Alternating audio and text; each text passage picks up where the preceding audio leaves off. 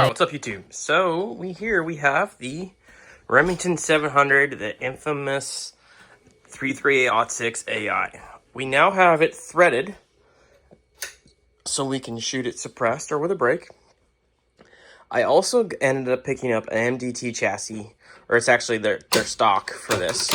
And so what we're going to do is we're going to put it in the stock. Also going to replace this fixed 3 powered, probably to a 3x9 Louisville, and get out and see how it shoots.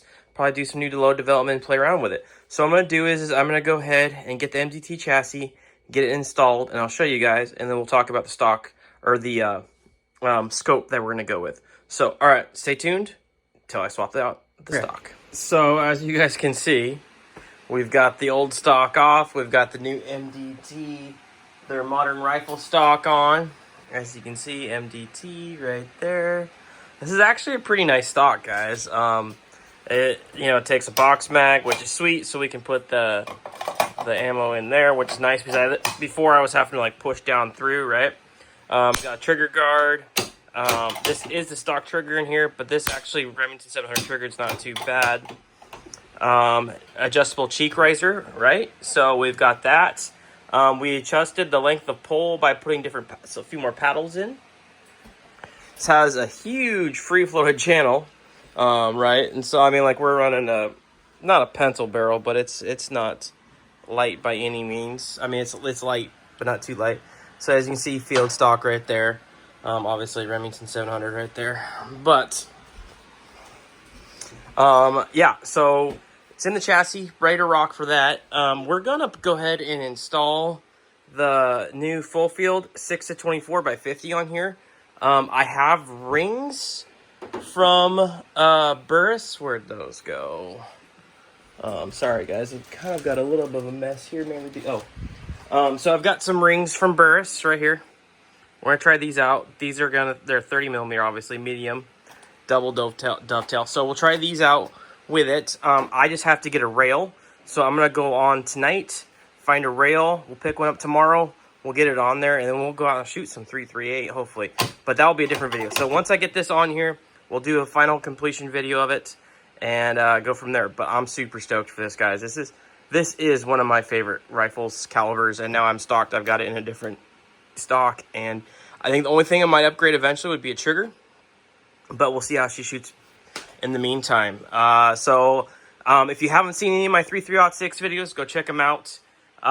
This will only can hand load for it, and so basically we're using Remington, not Remington, but 30-06 brass. I can't remember exactly which head stamp we're using right now, but I might switch over to using some Norma and go from there. And then I think I want to get another barrel eventually, and maybe a little heavier. So anyways, fun round.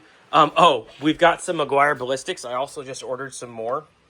These ones here, 248, so it should be interesting. And then I think I have some 225 as well. But check out these bad boys.